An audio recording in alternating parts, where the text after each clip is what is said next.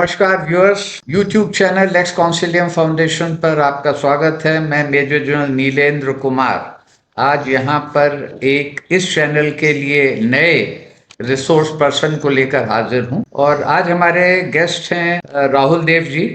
और ये हिंदी में अपरिचित नहीं है, बहुत सम्मानित पत्रकार हैं और संपादक रहे हैं। प्रिंट और टेलीविजन दोनों प्लेटफॉर्म्स पर इनकी अपनी पकड़ रही है और शीर्षस्थ स्थानों पर रहे हैं। जनसत्ता के साथ आप जुड़े रहे, आज समाज, CNEB और इसके अतिरिक्त दूरदर्शन, जी न्यूज में भी आपने नियमित लंबे समय तक योगदान दिया और मेन स्ट्रीम मीडिया में आप जैसे वरिष्ठ और अनुभवी पत्रकार, संपादक अब कम ही हैं। तो राहुल जी, इस चैनल पर आपका स्वागत है। आपसे पहले यहाँ पर कई पत्रकार आ चुके हैं और आज आपसे बात मैं करना चाहूंगा भी हाल में ये जो छात्रों का आंदोलन हुआ, जो इन्होंने प्रोटेस्ट किया अपना जंतर मंतर, तो उसकी क्या मांग थी, उसका क्या रिजल्ट निकला, वो तो हम यहाँ पर बात नहीं कर रहे हैं। मैं सिर्फ हिंदी की दृष्टि से, भाषा की दृष्टि से आपसे जानना चाहूंगा कि इस आंदोलन में, जिसमें मुख्यतः मैं उनको बच्चे तो नहीं कहूंगा लेकिन वो नवयुवक थे और उन्होंने जिस तरह से अपनी बात सामने रखी, जिसमें कि बाहुल्य था सोशल मीडिया के इस्तेमाल का, इंटरनेट का विशेष रूप से इस्तेमाल, और उसमें उन्होंने अपने मीम्स, हास्य, व्यंग, इन सब का काफी परिचय दिया और उनकी भाषा में भी कुछ एक नई वोकेबलरी सामने आई जिसका प्रयोग करने में वो आपस में और उसको इंस्टाग्राम के प्रति औरों तक पहुंचाने में भी उनकी ओर से कोई हिचकिचाहट नहीं। ये संचार का माध्यम हिंदी की नजर से देखें तो भाषा का इस स्वरूप के ऊपर आपकी क्या राय, क्या दृष्टि? नमस्कार नीलेंद्र जी, तो मेरा सौभाग्य है कि मुझे आपने याद किया और अपने मंच पे बुलाया, तो मेरे लिए बहुत सम्मान की और सौभाग्य की बात है। बहुत बहुत धन्यवाद। हम लोग मित्र तो बहुत पुराने रहे हैं लेकिन इस रूप में आज शायद पहली बार बात कर रहे हैं। बहुत पुराने हो, बम्बई के समय के।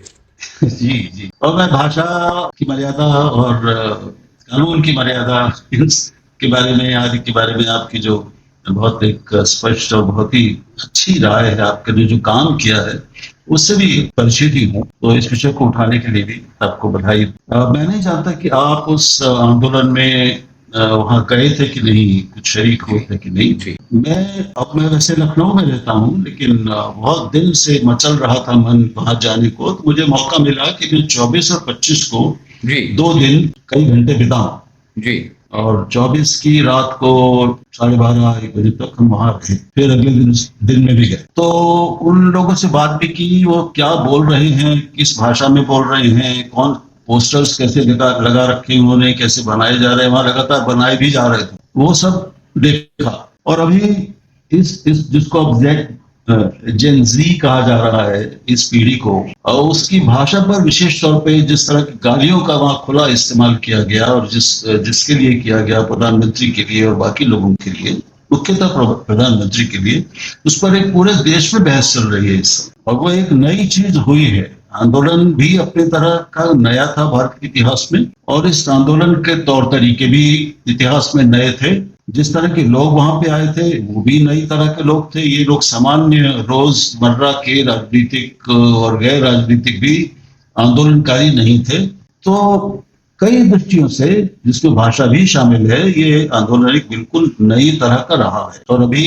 इसके ठीक से आकलन में, गहरे विश्लेषण में हमें समय लगेगा। अभी हम इसके बहुत करीब हैं। उनकी भाषा पर मैंने भी कुछ लिखा और मैं आपको बता दूं पहले कि मैंने क्या लिखा। ये आप जानते होंगे शायद, या मैं बता नहीं चाहता हूं कि कम से कम मुंबई के समय से, जब हम लोग पहले मिले थे, तब से आज तक मैं सिर्फ हिंदी नहीं, सारी भारतीय भाषाओं के संवर्धन के लिए, संरक्षण के लिए और बचाने के लिए उनको सोचता रहा हूँ, लिखता रहा हूँ, बोलता रहा हूँ। मेरी पहचान भी एक भाषा के कार्यकर्ता, भाषा एक्टिविस्ट के रूप में अपने आप बनी है।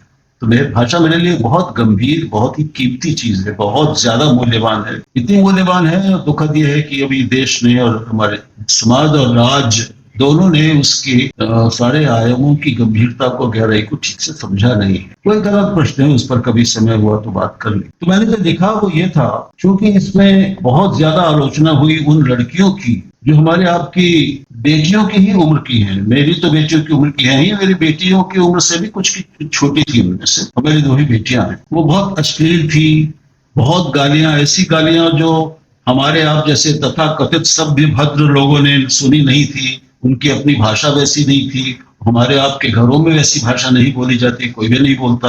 लड़के तो खैर ही, मैं अभी मुख्यतः लड़कियों की बात पर, उनकी भाषा पे ही सारा बवाल हो रहा है, विवाद चल रहा है। ये भी पढ़ी लिखी लड़कियां थी, ये कोई सामान्य ऐसी सड़क से उठकर आ गई थी नहीं, बहुत मेधावी थी, बहुत इंटेलिजेंट बुद्धिमान लड़कियां थी। उनसे बात करने पर ही पता चलता था कि ये यूं ही नहीं है, वो सोचने वाली लड़कियां, चिंतनशील है। वो सारे के सारे लोग, अब कुछ अपवादों को छोड़कर, चिंतनशील युवा थे। उनकी भाषा नहीं थी, उनकी सोच नहीं थी, और उनके मुद्दे भी नहीं, व्यक्त करने का तरीका भी नहीं। तो मैंने ये लिखा, मैंने ये कहा कि अब स्त्रियों को नई तरह की गालियां गढ़नी चाहिए। अब तक वो भी इस आंदोलन में भी, और जिस तरह की जिन गालियों का इस्तेमाल कर रही थी, वो दरअसल पुरुषों द्वारा स्त्रियों के खिलाफ रची गई, गढ़ी गई गालियां हैं। माओं पर, बहनों पर, और इन सब पे मुख्यतः वही आप भी जानते हैं, उन पर केंद्रित गालियां होती हैं।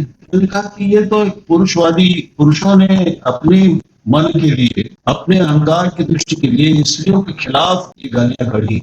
और अब स्थिति आ गई, हमने वहां ये देखा कि भाई वो लड़कियां जिस गालियों का इस्तेमाल कर रही थी, वो दरअसल उनके अपने जेंडर के खिलाफ ही बनाई गई है, उन्हीं के लिए कही जाती। मैंने उनसे कहा कि उनको नई गालियां गढ़नी चाहिए जो केवल पुरुषों पर केंद्रित हों और उनको शिकार बनाए, उन पर निशाना करे। तो इसके पीछे बात ये नहीं, मैं गालियों की पैरवी करूं, ये तो अकल्पनीय बात है। जो भी मुझे जानते हैं वो जानते हैं कि मेरे मुंह से आज तक कोई गाली निकली नहीं, वो संभव ही नहीं है। लेकिन यहाँ पे मुद्दा दूसरा था। तो मैं आपसे और आपके दर्शकों से भी गुजारिश करूंगा कि इसको थोड़ा अलग, एक अलग दृष्टि से थोड़ा तटस्थ होकर देखें। अपने अपने हम संस्कारों के कारण जब हमारी प्रतिक्रिया होती है भीतरी, वो एक अलग तरह की होती है। जब हम उस पर विचार करते हैं तटस्थ होकर, अपने मानसिक मनोवैज्ञानिक प्रभावों, संस्कारों को थोड़ा सा अलग कर उस पूरी घटना, उस भाषा को उसके संदर्भ में रखकर देखते हैं, तो शायद नतीजे कुछ और भी निकल सकते। तो ये प्रतिरोध की भाषा थी, वो जो गालियां थी, वो इस युवा, मैंने कहा हर तरह से नया एक आंदोलन था। इस नए आंदोलन के, नए प्रतिरोध के की भाषा भी एक अलग तरह की थी। ये लेकिन हमें ध्यान रखना चाहिए कि ये प्रतिरोध की भाषा थी, गालियां भी प्रतिरोध की गालियां थी। वो इसलिए नहीं दी जा रही थी कि उन स्त्रियों को अपने स्त्री होने का पता नहीं था, या उनको ये नहीं मालूम कि वो उनके ही खिलाफ गढ़ी गई है, वो पुरुषों ने ही बनाई है।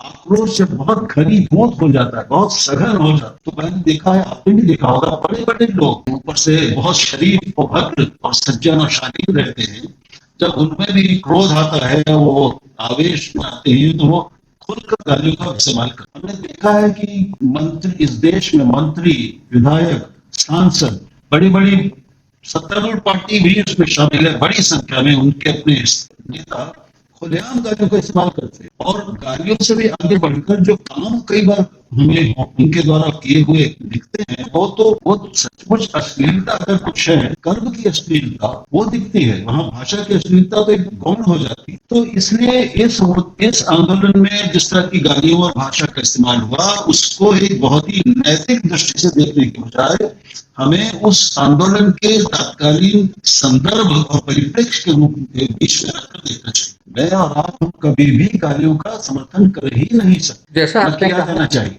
तो जैसा आपने कहा कि उसको नैतिक दृष्टि से न देखकर, एक दूसरा परिप्रेक्ष्य ये है कि ये एक वास्तविकता थी, ये एक नया एज ग्रुप के लोग थे जो वहां पर विरोध कर रहे थे। इस आयु वाले पहले कभी इतनी संख्या में, मेरी याददाश्त में, मेरी समझ में तो कभी सामने नहीं आए। तीसरी चीज, जिस प्रकार से वो अपना विरोध प्रकट कर रहे थे, तो वहां पर उनके साथ काफी समय तक सोनम रहे, और राजनीतिक लोग भी विभिन्न पार्टियों के विरोधी दल के जा रहे थे, और सत्तारूढ़ दल से भी मंत्रियों ने उनसे बातचीत करने का प्रयास किया। ये दूसरी चीज है कि वो उसको कितनी कामयाबी मिली। तो मैं आपसे ये विशेष रूप से रेखांकित करूंगा और आपके विचार जानना चाहूंगा कि ये एक वास्तविकता है जो आपने कहा कि इस एज ग्रुप के थे जो हमारे अपने बच्चों के बराबर थे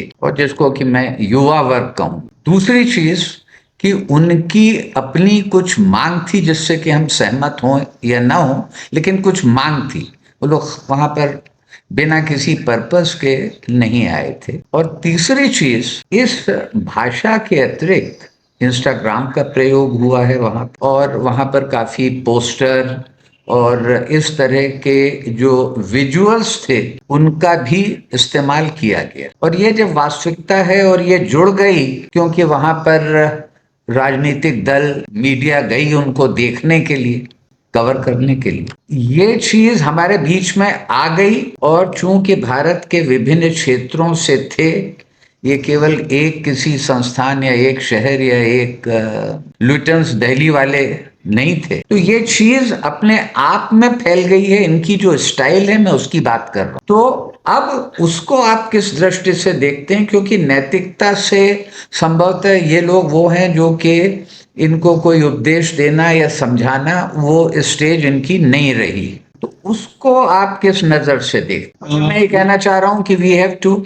इट इज पार्ट, ये हमारे एक जीवन का एक हिस्सा बन गई है अगर मैं कह सकूं, तो इसको हम हटा नहीं सकते। और ये वो अपनी बात कह रहे थे इसलिए ये, और खबर थी, तो एक संचार का भी ये एक स्वरूप है। तो एक वरिष्ठ संपादक के रूप में और उसके अतिरिक्त हिंदी से जुड़े होने के कारण, संपादक तो बहुत सारे भाषाओं के हैं, इसलिए इसको आप किस दृष्टि से देखते हैं? क्या इसमें कुछ बदलाव आएगा किसी भी रूप से, या इसका क्या असर पड़ेगा और बड़ों पर और उनसे छोटों पर? देखिए, एक जो सामान्य डर आपको हमको हो सकता है, शायद आपके मन का भी प्रश्न वो है कि क्या गालियों का ऐसा खुला प्रयोग, और गंदी गालियां, निश्चित रूप से गंदी गाली प्रचलित लोकप्रिय हो जाएगा, वो सब जगह फैल जाएगा, खुलेआम होने लगेगा, ये हमारे बच्चे सब जगह ऐसे ही बोलने लगेंगे। इस पर कोई निश्चित राय देना अभी कठिन है, हमें थोड़ा सा इंतजार करना पड़ेगा। मैंने जैसे कहा कि अभी हम उस घटना के, परिघटना के बहुत ज्यादा करीब है, तो उसमें किस तरह के लोग आए थे, उनकी अपनी अलग अलग सबकी पृष्ठभूमियां क्या थी, उनके विचार क्या थे, उनके अपने व्यक्तित्व कैसे थे, ये सबको भी थोड़ा समझने में हमें समय लगेगा। जी, जहां तक गालियों का इसका सवाल है, और ये सारी गालियां तो दरअसल हिंदी की ही गालियां हैं। आप और हम, भारत में ऐसा कौन है, वो किसी भी भाषा को क्षेत्र में रहा हो, किसी भी भाषा को, केवल हिंदी का सवाल नहीं, क्या कोई ऐसा भारतीय है या कभी रहा होगा जिसने गालियां सुनी ना हो खुलेआम? हमारे सड़कों पर, हमारे बाजारों में, कॉलेजों के बाहर खुलेआम खुला इस्तेमाल होता है, और हमारे बड़े बड़े लोग, जैसे मैंने कहा, गालियों का खुलकर इस्तेमाल करते हैं, अश्लील भाषा का इस्तेमाल करते हैं, क्योंकि उनको एक सत्ता का संरक्षण होता है, इसलिए उन पर कोई उंगली भी नहीं उठाता, कोई टोकता नहीं है, और कोई कुछ उनको सजा भी नहीं मिलती उसकी, और उसका भी एक असर हो रहा है, हम देख रहे हैं। तो ये हो सकता है, मैं इस संभावना से इनकार कैसे कर सकता हूं कि इससे दूसरे युवा प्रेरित हो सकते हैं, वो ये मान सकते हैं कि भाई ये भाषा तो चलती है और ये भाषा कामयाब भी है, इसमें बड़ी ताकत है, इस भाषा ने देश की सरकार को, प्रधानमंत्री को झुका दिया, शिक्षा मंत्री को इस्तीफा देने पर मजबूर कर दिया। ये इस तरह के सबक लिए जा सकते हैं। इतनी अगर नादानी है, और हो सकता है नादान हो गई कुछ हमारे बच्चों में, नए के लोगों में, वो इस तरह के कर सकते हैं, तो ये खतरा है। लेकिन मुझे ये भी नहीं लगता कि जो थोड़े बहुत भी समझदार चिंतनशील युवा होंगे, वो ये उसके संदर्भ को और उसके कारण को, उस आक्रोश को, जिस भावना ने, जिस प्रतिरोध की भावना ने और प्रतिरोध की उत्कटता ने इस भाषा को और इस भंगिमा को पैदा किया, इस उत्कट अभिव्यक्ति को पैदा किया, वो उसको नहीं समझेंगे। वो रोजमर्रा की चीज नहीं है। रोजमर्रा की गालियों से हमको, आपको तकलीफ नहीं होती है। हमने अपने आप को समझा ही लिया है कि भाई हम इसका कुछ नहीं कर सकते। हमारे अपने घरों में, रिश्तेदारों में कितने लोग हैं जो खुलकर गालियां देते हैं। नहीं, आप ठीक कह रहे हैं कि है ना? इसकी उपयोगिता है या इसका प्रयोग विभिन्न स्थानों पर, वहां के क्या संस्कार हैं, उन लोगों के क्या विवेक हैं, उन सब के आधार पर इसको देखा जाएगा। और कोई, मैं ये नहीं कह रहा कि ये कोई सांक्रामक रोग की तरह फैल जाएगी, लेकिन उसके साथ साथ ये भी मैं देख रहा हूं कि इस भाषा पर, और ये जो एक एक्सप्रेशन हुआ, इसके ऊपर भी चर्चा हो रही है इंटरनेट, और उसमें ये कहा गया है कि इसकी अपनी एक ओरिजिनलिटी है, क्योंकि उसमें ये कह रहे हैं कि विजुअल्स का बहुत अधिक प्रयोग हुआ। उदाहरण दिया उन्होंने कि एक लड़का या एक पोस्टर पर सिर्फ सफेद कागज था, तो किसी ने पूछा भाई ये क्या है, उसने कहा साहब ये मेरी मांगे हैं। तुम कहा ये तो बिल्कुल खाली है। बोला आप नहीं पढ़ पाएंगे, मोदी भक्तों के लिए वो पढ़ पाए। ये किसी ने ये कहा कि एक बड़ी खास बात थी कि इसमें लगातार जो वहां पर प्रदर्शनकारी थे वो अपने मोबाइल से वीडियोस बना रहे थे, फिल्म कर रहे, तो तुरंत जहां पहली बार गैस का गोला छोड़ा गया तो उसने उसकी शूट ली और उसको उसने इंस्टाग्राम पे लिखा कि the police does not know that I am from Jamuna paar. सिर्फ उसने इतना लिखा, और उसका जो मतलब था वो सब लोग समझ गए, और उसकी काफी लोगों ने देखा, लाइक किया कि मैं जहां से आई हूं जमुना पार से, वहां इससे अधिक बदबू की मैं अभ्यस्त हो गई। तो इस तरह से भी उन्होंने अपने आप को व्यक्त किया है। गालियां उसका एक हिस्सा है, और बिल्कुल गालियों ठीक का कह रहे हैं मैंने आप। इसलिए कहा कि इन लोगों ने आपस में ये गालियों का प्रयोग किया। ये नहीं कि जब वो सोनम जी से और वहां पर जो राजनीतिक नेता गए, मान लीजिए अखिलेश यादव गए, तो उनके साथ किसी दूसरी भाषा में बोल रहे थे, उसी तरह से वो बात कर रहे होंगे, क्योंकि उनकी वो भाषा बन चुकी है। वो उस तरह से अपने विचार को व्यक्त करते हैं, उससे हम सहमत नहीं हो सकते, उसको हम प्रोत्साहन नहीं दे सकते, लेकिन उसकी वास्तविकता को तो स्वीकार करना पड़ेगा। तो बहुत मैं आपको इसलिए धन्यवाद देता हूँ जी। जी आप इतने उदार हृदय से और जी, दिमाग से उसको स्वीकार करें, उसके अस्तित्व और उसकी एक एक भूमिका को क्योंकि स्वीकार इसको करते हैं। मैंने मिलिट्री में होते हुए मैंने इस दृष्टि से देखा कि अब पिछले 10 वर्षों में, पिछले 5 वर्षों में, पहले किसी ने नहीं सोचा था कि लड़ाई में ड्रोन का इस तरह से इस्तेमाल होगा, लेकिन वो हुआ। और न केवल वो वहां पर यूक्रेन में, बल्कि यहाँ अपने यहाँ सिंदूर में या ईरान में भी हो रहा है। तो वो एक वास्तविकता है, उसके लिए हमें तैयार रहना पड़ेगा।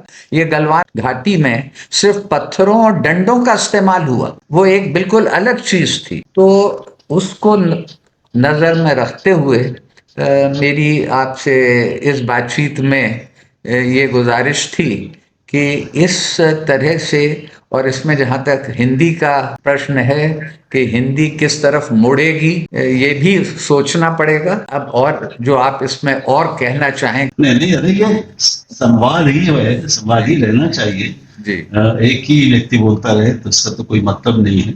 जी तो आप ये बिल्कुल ठीक कह रहे हैं, और ये बात उल्लेखनीय है, इसको अलग से दर्ज किया जाना चाहिए कि जिस तरह की रचनात्मकता, मौलिकता भाषा के, अंग्रेजी हिंदी दोनों के प्रयोग में, अपने प्रतिरोध के लिए, अपनी भावनाओं, अपने आक्रोश को व्यक्त करने के लिए और व्यंग के लिए सटायर जबरदस्त प्रयोग किए हैं। आप उनकी, मैंने समय बिताया और बच्चों को देखा, उनको बनाते हुए भी देखा, बात भी की। मैंने दो लड़कियों को टोका कि बेटा ये तुम लोगों को शोभा नहीं देता, ये भाषा तुम्हारे लिए ठीक नहीं है, तुम अपना ही और अपने आंदोलन का नुकसान कर रही हो। एक दो ने तो उनको नीचे कर लिया पोस्टर ने। एक लड़के ने कहा अंकल ये नया इंडिया है, यहाँ तो यही होगा। तो ठीक है, फिर मैं उस वक्त बहस करने की समय, मतलब वो जगह नहीं थी, तो मैं छोड़ दिया उसको। ये बात सही है। और अब मुझे याद आ रहा है, मेरे पास समय नहीं है, मैंने भी वीडियो बनाए थे और बहुत सारी फोटो खींची थी, तो मैं आपको दिखाता। एक होगा मुश्किल से 7-8 साल का बच्चा, छोटा सा बच्चा, बिल्कुल दुबला पतला, और वो हाथ में प्ले कार्ड लिया था, जो जाहिर है उसने नहीं, बड़ों नहीं बनाया होगा, लेकिन उसके हाथ में दे दिया था। उस पर लिखा था रोमन में, यानी इंग्लिश लेटर्स में, अबे जल्दी रिजाइन कर, सुबह स्कूल जाना है। अब आप देखिए क्या क्या विचार, क्या आइडिया है, क्या बिल्कुल इसमें अश्लीलता नहीं है। अब एक को अगर छोड़ दे तो आप, और इस तरह के बहुत सारे थे, अश्लील भी थे और जो बिल्कुल अश्लील नहीं थे, बहुत अच्छी शालीन भाषा में बहुत गहरा संदेश डालने वाले पोस्टर थे, वो भी बनाए गए। इनके वो सारे हिंदी अंग्रेजी दोनों में थे। तो एक मुसलमान लड़की जिसने पूरा नकाब काला ओढ़ रखा था चेहरे को छोड़कर, वो एक प्ले कार्ड लेकर खड़ी थी, और वो तो देख के मैं मुग्ध हो गया बिल्कुल। उसमें पूरा तो याद नहीं है, लेकिन उसमें पहली उसकी पंक्ति थी, fight for reason not religion and let us together fight for our nation. तो वहां इस भाषा को मैंने जब शुरू में एक स्पष्टीकरण देना चाहता हूँ। एक मुझसे गलती हुई, मैंने जब नैतिकता की बात कही थी तो मुझे साथ में एक पूरी बात कहनी चाहिए थी कि जो हमारी एक प्रचलित सामाजिक नैतिकता के मापदंड हैं, जो एक हमारे स्थापित पहले से हमने स्वीकार की है, हम हर चीज को उससे देख के आदी हो जाते हैं। तो हमें चीजें बदल रही हैं और समाज के में बदलाव के साथ सामाजिक मान्यताओं, धारणाओं और नैतिकताओं में भी परिवर्तन आता है। ये एक तथ्य है, सारी दुनिया में देखा जाता है। और दूसरी बात यह कि प्रतिरोध की भाषा हमेशा तीखी होती है। प्रतिरोध में सटायर का, व्यंग्य का, हास परिहास का उपयोग हर जगह होता है। एक वैश्विक परिघटना है और दुनिया की कोई भाषा और कोई संस्कृति, समाज ऐसा नहीं है जहां पर गालियां शुरू से ना बोली जाती हो, बोली जाती रही हो। गालियों का एक पूरा मनोविज्ञान और एक समाजशास्त्र है, उस पर बहुत एकेडमिक शोध के बाद बहुत सारा लेखन और चिंतन हुआ है, आप भी जानते हैं इन चीजों। ये भी एक तथ्य जो आप स्वीकार कर रहे हैं, मुझे बहुत अच्छा लग रहा है कि आप उनको उल्टा सीधा नहीं कह रहे हैं, आप उनको अपराधी नहीं कह रहे हैं, सामाजिक भाषा के अपराधी नहीं कह रहे हैं। और मुझे विश्वास है कि इस आंदोलन के बाद यही बच्चे जिन्होंने इस तरह की बातें कही, नारे लगाए, अश्लील सब तरह के, वो बाहर जाकर अब ये जो खत्म हो गया तो वहां यही भाषा बोलने लगेंगे। मुझे विश्वास है कि वो ऐसा नहीं करे। वो एक विशेष स्थान, एक विशेष संदर्भ और परिस्थिति में, एक विशेष घटनाक्रम के दौरान, एक विशेष मनस्थिति में वो भाषा निकली। वो सामान्य नहीं थी, सामान्य स्थितियों की भाषा नहीं थी और इसलिए मुझे विश्वास है कि वो सामान्य व्यवहार में नहीं आएगी, जैसी उतनी नहीं जितनी हमको आशंका है। वो आशंका होनी चाहिए। अच्छी भाषा हमेशा ही उसको प्रोत्साहित करना ही हमारा कर्तव्य है और अच्छी भाषा अगर नहीं बचेगी तो फिर भाषा ही नहीं बचेगी। ये बहुत जटिल मुद्दे हैं। मैं उम्मीद ही करता हूँ, आपसे अनुरोध करता हूँ कि किसी दिन केवल भाषा पर, हिंदी और भारतीय भाषाओं पर हम लोग अलग से बात करें। ये अभी थोड़ा सा उन आयामों में जाने का समय नहीं है, लेकिन इस भाषा शास्त्र की दृष्टि से भी, भाषा विज्ञान की दृष्टि से भी एक नई परिघटना हुई है जिसका ठीक गहराई से अध्ययन किया जाना जरूरी है। जरूरी है। मुझे आपने इसके पूरा विश्वास है कि ये किया जाएगा। जी बिल्कुल, होना ही चाहिए। बहुत बहुत धन्यवाद। इसी तरह हमारी आपकी बातचीत जारी रहे। नमस्कार। जी बहुत